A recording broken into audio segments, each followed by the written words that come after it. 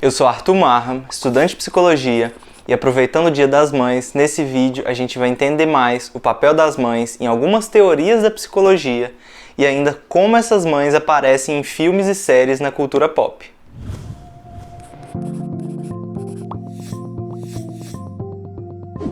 A figura materna é muito importante na vida de um filho e ela tem um papel fundamental na formação da personalidade da criança, no desenvolvimento emocional do seu filho, nas habilidades sociais e muito mais. Mas antes, é importante falar que quando eu me referi às mães em geral, é qualquer pessoa que cumpra o papel normalmente desempenhado pela figura materna, como proteção, alimentação, carinho e etc. E não precisa ser necessariamente a mãe biológica. Quando o bebê nasce, ele não se diferencia da mãe. Essa mãe é a sua fonte de proteção e de alimento. Então ele e a mãe são a mesma coisa. Como a mãe está sempre com ele e ele só sobrevive por causa dela, o bebê não se diferencia da mãe. O bebê passa a entender isso a partir do desenvolvimento e pela exploração do mundo e do próprio corpo. Que acontece, por exemplo, quando o bebê tenta pegar o próprio pé, coloca o dedo na boca. Ele está conhecendo o próprio corpo e o mundo à sua volta. Há algum tempo tinham poucos estudos sobre a maternidade, sobre como deveria ser a criação de um bebê. E não se sabia muito sobre o excesso ou a falta de atenção e proteção na criação dos bebês. Com pesquisas com bebês macacos, feitas pelo psicólogo Harry Harlow, ficou evidente o papel da mãe no desenvolvimento dos bebês. Eu já falei um pouco sobre esse experimento e vale lembrar que ele tem diversas falhas éticas, para dizer o mínimo, mas com ele Harlow mostrou que a função da mãe, tanto do humano quanto do macaco, era muito mais do que apenas de alimentação, mas também de conforto para o bebê, segurança, e sem a mamãe macaco do seu lado no desenvolvimento, o filho teria diversas perdas sociais, na hora de interagir com outros macacos, perdas emocionais e psicológicas no futuro. Assim como eu já falei sobre o Homelander da série The Boys, que cresceu sem os pais, sem afeto ou carinho, basicamente como um rato de laboratório. E aí durante a série a gente vê que ele apresenta muitas características do transtorno antissocial,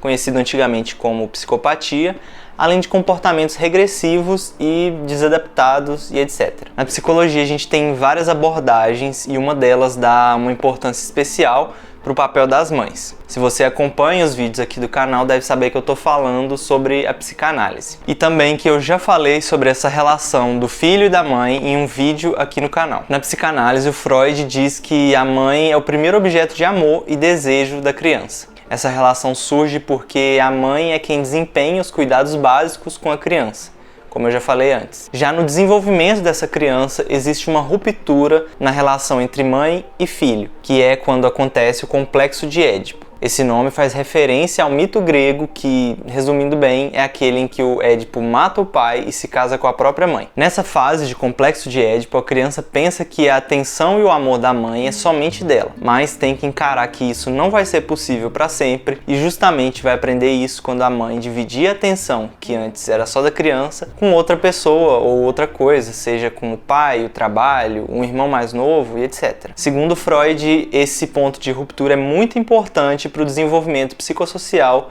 futuro dessa criança. Um ponto interessante é que, embora o complexo de Édipo seja um ponto na teoria da psicanálise do Freud e que existem outras teorias que não consideram esse período, um ponto em comum com outras teorias é o de que o estágio da infância e a relação com a mãe é muito importante para o desenvolvimento geral da criança e para o futuro dela. Além do filme Onde Vivem os Monstros, eu tentei lembrar de algum filme que desenvolva essa relação e acho que eu fui longe demais.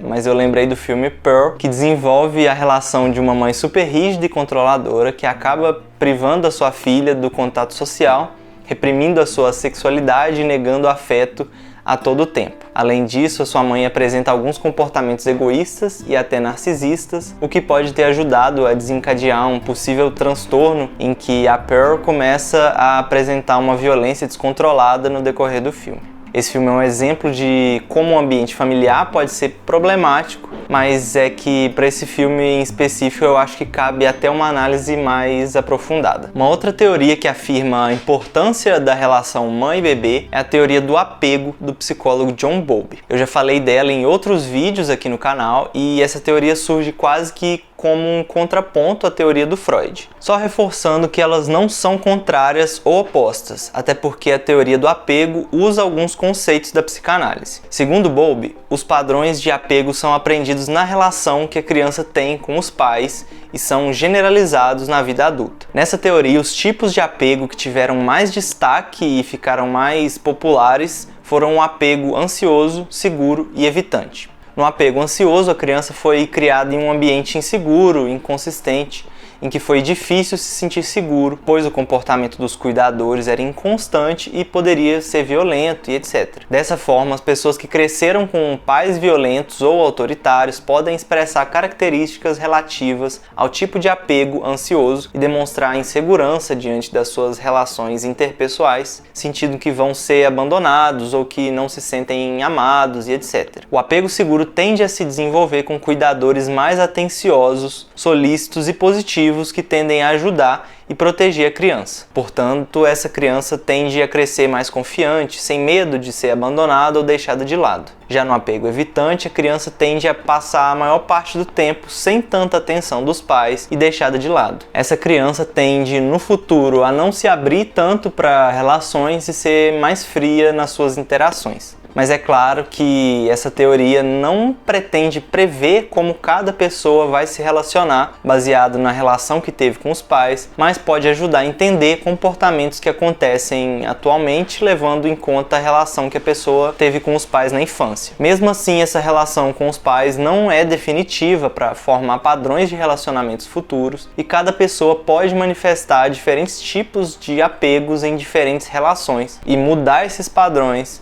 se conhecendo melhor na terapia, com um psicólogo ou se abrindo para novas relações. Em relação a isso, eu lembro do Joel, que teve dificuldades em se abrir para novos relacionamentos no mundo pós-apocalíptico, com medo de perder as pessoas que ele ama. E será que isso também tem relação com a infância que ele teve? Além disso, a gente pode relacionar a teoria do apego ao relacionamento mãe e filho no filme O Quarto de Jack, que explora um pouco da infância do Jack, que viveu toda a sua vida trancado em um bunker, sem contato com o mundo externo, e a única pessoa que ele tinha contato lá era sua mãe, que foi capaz de, apesar de todo o contexto, manter o carinho e ajudar o seu filho a desenvolver um tipo de apego seguro.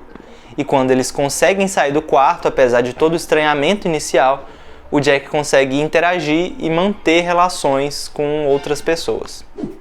Já o psicanalista Winnicott desenvolveu um conceito conhecido como mãe suficientemente boa. Esse conceito diz que a mãe deve atender às necessidades da criança de forma consistente e adequada. Isso não quer dizer que ela tem que estar disponível todo o tempo e nunca errar. A mãe suficientemente boa é aquela que entende e atende às necessidades do filho da forma mais adequada possível. Logo no início da vida, a mãe do bebê geralmente passa a atender ao choro da criança quase que imediatamente e dispõe a maior parte do tempo para essa criança. Mas com o desenvolvimento do filho, a mãe entende o amadurecimento e a tolerância do filho, então ela pode trabalhar a independência e a capacidade da criança em lidar com as frustrações. O Winnicott ressalta que a mãe não deve ser perfeita e que as falhas fazem parte do desenvolvimento, e frustrações e descobertas da mãe dão margem para que a criança aprenda a lidar com o mundo externo e comece a desenvolver uma certa independência. Para o Winnicott, o bebê deve sentir frustração, mesmo que em determinados níveis, para ter um desenvolvimento saudável. Mas isso vem com o conhecimento que a mãe tem em saber a necessidade do filho e quando cada necessidade tem que ser saciada. A história do Super-Homem pode ser um bom exemplo da criação por uma mãe suficientemente boa, em que a Martha ajuda e dá educação para o Clark, reconhecendo a sua força, mas o apoiando e o protegendo na medida em que ele se desenvolve, incentivando ele e dando espaço para que ele desenvolva a sua própria personalidade. Ela assegura que as suas necessidades sejam atendidas e que ele se sinta seguro para explorar o mundo à sua volta. Uma mãe suficientemente boa também ajuda o filho a se conhecer melhor, enviando esse vídeo para o filho, deixando o like aqui embaixo e ajudando a espalhar a psicologia para mais pessoas.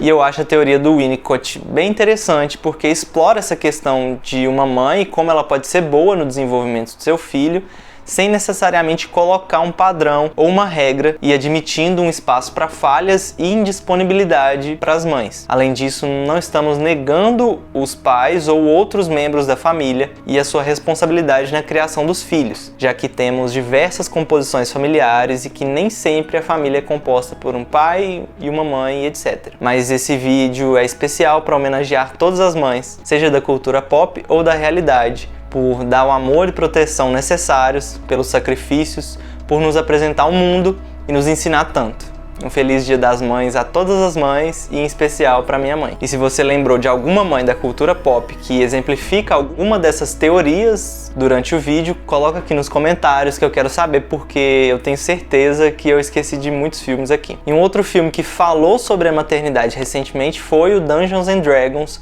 Honra entre Rebeldes, e eu falo mais sobre eles nesse vídeo aqui. E se você quiser entender um pouco mais sobre a importância da família na profissão e no sucesso dos filhos, você pode ver esse vídeo aqui, em que eu falo da família no filme do Mario. E esse vídeo vai ficando por aqui, então muito obrigado e até a próxima.